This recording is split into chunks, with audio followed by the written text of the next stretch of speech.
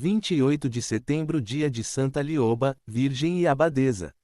Ela nasceu em Wessex. Sua mãe, Eba, era parente de São Bonifácio. Desde a infância, Lioba foi confinada ao mosteiro de Wimborne, Dorsetshire, sob os cuidados da abadesa, Santa Teta. A menina havia sido batizada com o nome Trutgeba, que foi transformado pelas pessoas que a conheciam para Liobgeta, Leofgite, e posteriormente abreviado para Lioba. Quando atingiu a maioridade, Lioba decidiu permanecer no mosteiro, fez sua profissão e progrediu rapidamente em virtude e conhecimento. Sua inocência e bom senso serviram de exemplo até mesmo para as freiras mais velhas e experientes. Ela encontrou seu deleite na leitura e nas devoções.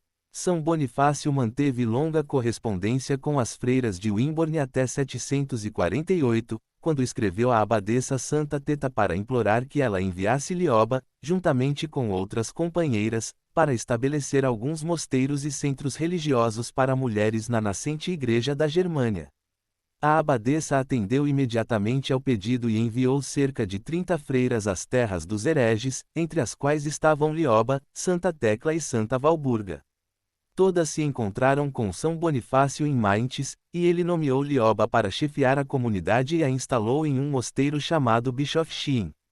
Sob a direção de Lioba, o convento rapidamente se tornou povoado, e freiras o deixaram para ocupar outras casas que a própria Lioba fundou na Germânia. Um monge de Fulda chamado Rudolf, que escreveu um relato da vida da santa menos de 60 anos após sua morte, com base nos depoimentos de 4 freiras de seu convento, afirma que todas as casas religiosas daquela região da Alemanha solicitaram uma freira de Bischofsheim para guiá-las. A própria Lioba, completamente dedicada ao seu trabalho, parecia ter se esquecido de Wessex e seu povo.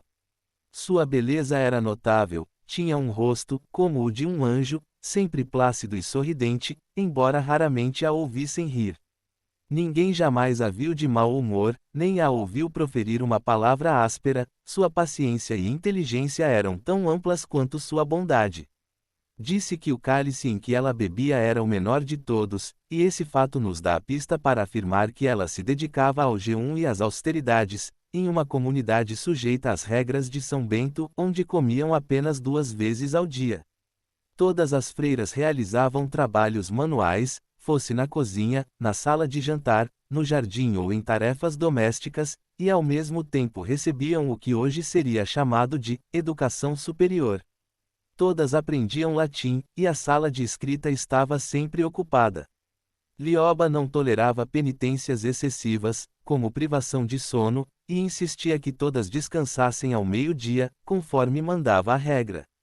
Ela mesma se deitava durante esse período enquanto uma das noviças lia uma passagem da Bíblia para ela. Se parecesse que a madre abadesa havia adormecido e a leitora estava negligenciando sua tarefa, não passava um momento sem que Lioba abrisse os olhos e a boca para corrigi-la. Após o intervalo, Lioba dedicava 2 horas a conversas com qualquer uma das irmãs que desejasse falar com ela. Todas essas atividades estavam fora do dever principal de oração pública, adoração a Deus e assistência aos padres que trabalhavam na missão ao lado delas. A fama de Santa Lioba se espalhou por toda parte, vizinhos recorriam a ela quando ameaçados por incêndio, tempestade ou doença, e homens responsáveis por assuntos da Igreja e do Estado buscavam seus conselhos. Em 754, antes de São Bonifácio partir em sua viagem missionária à Frísia, recebeu uma despedida comovente de Lioba, que recomendou com entusiasmo a São Lulo, monge de Malmesbury que o sucedeu na sé episcopal, bem como a todos os seus monges em Fulda, ordenando-lhes que cuidassem dela com todo o respeito e honra. Naquela ocasião, São Bonifácio expressou seu desejo de que, quando Lioba morresse, fosse sepultada em seu túmulo, para que seus corpos pudessem aguardar juntos a ressurreição e ressuscitar juntos para encontrar o Senhor, estando assim eternamente unidos no reino de seu amor. Após o martírio de Bonifácio, Lioba visitou frequentemente seu túmulo na abadia de Fulda e, por dispensa especial, às vezes era autorizada a entrar na abadia para participar de cerimônias e conferências em homenagem à sua santa parente. Quando Lioba já estava bem idosa, após ter governado Bischofsheim por 28 anos, fez visitas de inspeção a todos os conventos sob seus cuidados, renunciou ao cargo de abadesa e foi morar no mosteiro de Schonersheim, a 6 quilômetros de Mainz.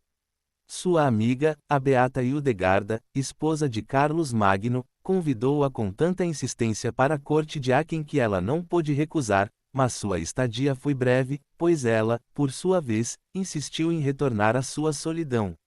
Ao se despedir da rainha com muitos abraços e beijos, disse: "Adeus, preciosa parte da minha alma.